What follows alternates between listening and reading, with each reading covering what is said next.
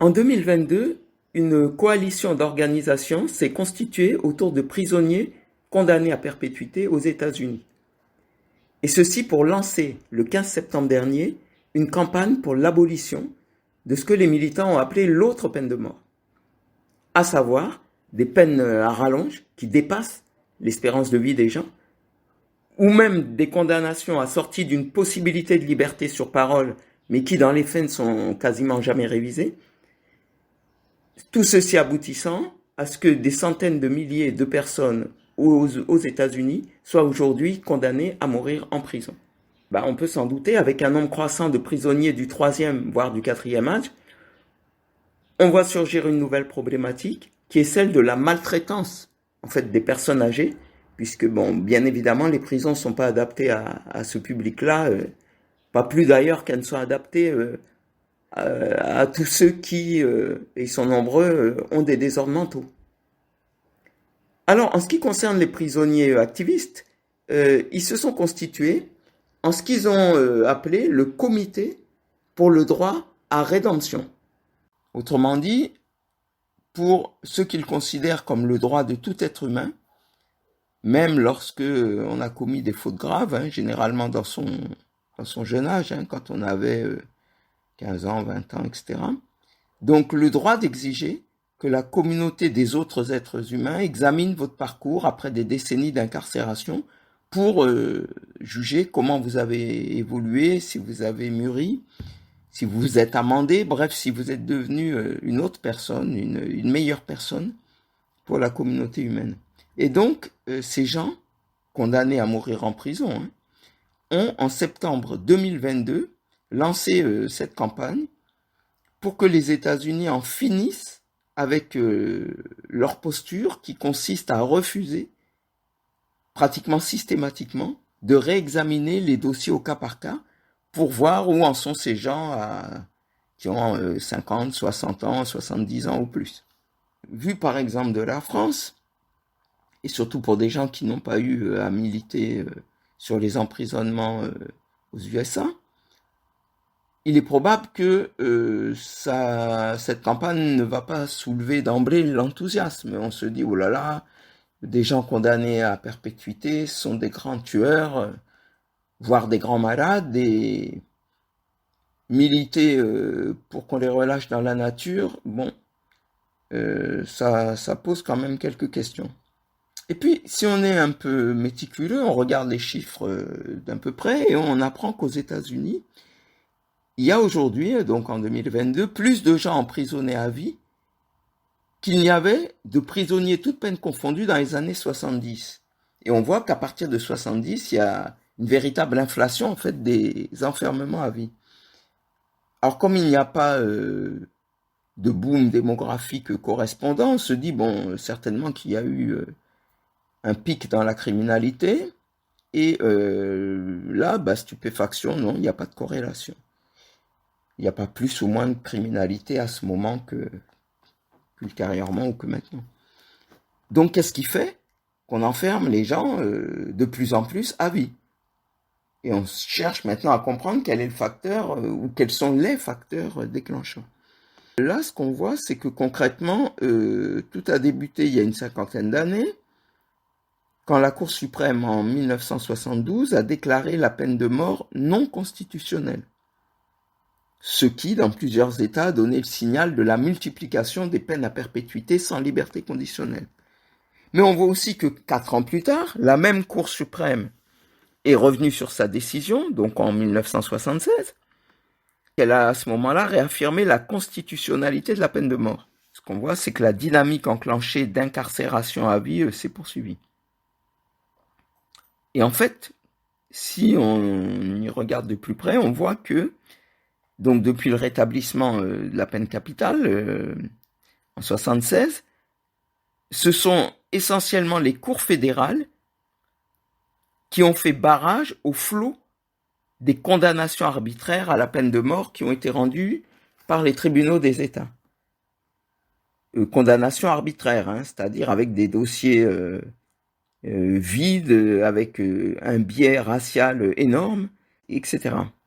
Et on voit que les cours fédérales ont cassé en fait 40% des sentences qui avaient été adoptées par les États. Et cela grâce à une procédure dite d'habeas corpus, selon laquelle les juges fédéraux peuvent examiner les procès qui ont débouché sur une condamnation à mort. Alors bon, tout ça, ça ne nous dit quand même pas quelle est la source de cette avalanche de condamnations et de cet enfermement de masse dont les États-Unis détiennent le record mondial. En regardant de près, on voit qu'en fait, c'est la résultante de choix politiques qui ont été opérés en particulier dans les années 80 et que ces choix n'ont pas été motivés par l'augmentation de la criminalité. En fait, ces choix visaient expressément, dans un contexte de libre-échange mondialisé, à réduire le coût de la main-d'œuvre par la mise en place sur le sol des États-Unis de ce qu'on appelle le complexe carcéral industriel comme alternative à la délocalisation à l'étranger des entreprises. On voit aussi qu'il s'est agi de maintenir l'ordre dominant qui était de plus en plus contesté, depuis la guerre du Vietnam, la lutte contre la ségrégation, etc., et qu'il s'agissait aussi d'anéantir la contestation, d'où les records également en termes d'emprisonnement politique. En fait, concrètement, le leadership révolutionnaire est éliminé physiquement en quantité, et sinon, il est exfiltré de la société par enfermement, voire par placement à l'isolement dans les prisons. Derrière tout ça, l'État justifie en produisant un discours comme quoi l'emprisonnement c'est efficace et c'est juste. Et on nous explique en fait que oui, ça neutralise le malfaiteur, c'est un châtiment. Hein. Donc ça répond au côté biblique un peu punitif, quoi, et puis un petit peu loi du talion. Et puis que ça a un effet dissuasif. Ce qui n'est pas du tout prouvé dans les études, mais qu'à cela ne tienne. Ce qui saute aux yeux, c'est que il n'est plus du tout question de réhabilitation ou de préparation à la sortie.